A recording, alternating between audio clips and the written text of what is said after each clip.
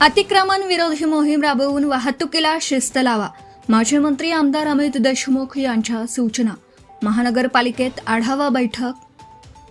शहरातील वाहतूक व्यवस्थेला शिस्त लावण्याची गरज आहे. त्यासाठी रस्त्यावरील अतिक्रमणे हटवावीत, वाहतूक सुरळीत व्हावी यासाठी सर्व उपाययोजना राबवाव्यात, अशा सूचना माजी मंत्री आमदार अमित देशमुख यांनी दिल्या.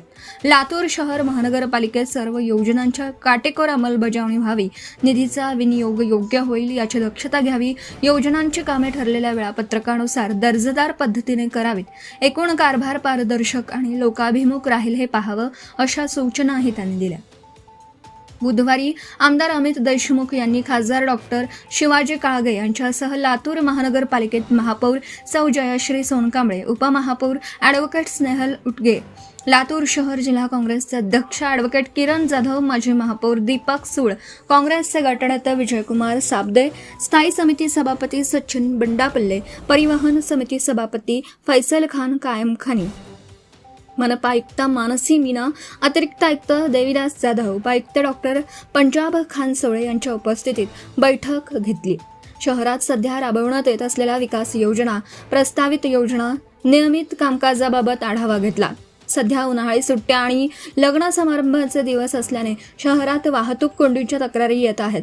यावर तातडीने कार्यवाही करून शहरातील वाहतुकीला शिस्त लावावी, सिग्नल आणि सीसीटीव्ही यंत्रणा अद्ययावत करावी, हा प्रश्न कायमस्वरूपी सोडविण्यासाठी प्रभावीपणे अतिक्रमण विरोधी मोहीम राबवावी. शैक्षणिक संस्था, मंगल कार्यालय, रुग्णालय, व्यापारी प्रतिष्ठाने तसेच रहिवासी संकुलात पार्किंग व्यवस्था अनिवार्य करावी.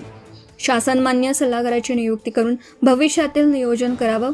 प्रदूषणाचा स्तर कमी राहील यासाठी प्रयत्न करावेत, अशी सूचना त्यांनी दिली. शहरातील कचरा व्यवस्थापनात सुधारणा झाली असली तरी त्यात आणखी दुरुस्त्या करा. कचऱ्यावर प्रक्रिया करून ढीग लागणार नाहीत याची काळजी घ्यावी. या कामकाजात महिलांचा सहभाग वाढवावा, असं आमदार देशमुख म्हणाले. शहरात भारतरत्न डॉक्टर बाबासाहेब आंबेडकर यांच्या भव्य दिव्य पुतळा उभारणीचे काम सुरू झालं आहे. या कामाचा दर्जा आणि पारदर्शकतेबाबत तक्रारी आहेत. या प्रकल्पाचं पुनरावलोकन करावं. हैदराबादच्या धर्तीवर हे काम व्हावं अशी लोकभावना असल्याने तेथे अभ्यास गट पाठवून सूचना घ्याव्यात. डॉक्टर बाबासाहेब आंबेडकर पार्कचा सर्वकष विकास आराखडा तयार करून स्मारकाची उभारणी करावी, असं त्यांनी सांगितलं. शहरात नियमित पाणी पुरवठा होण्यासाठी वेळापत्रकाचे काटेकोर पालन करावं. पिवळ्या आणि किंवा दूषित पाणी वितरित होणार नाही याची काळजी घ्यावी. ठिकठिकाणी होणारी गळती थांबवावी.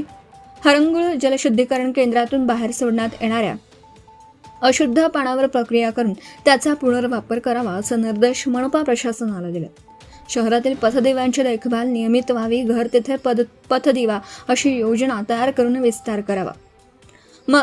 मंजूर सोलर प्रकल्प लवकरात लवकर पूर्ण करून वीज वापराच्या बाबतीत महापालिका स्वयंपूर्ण करावी.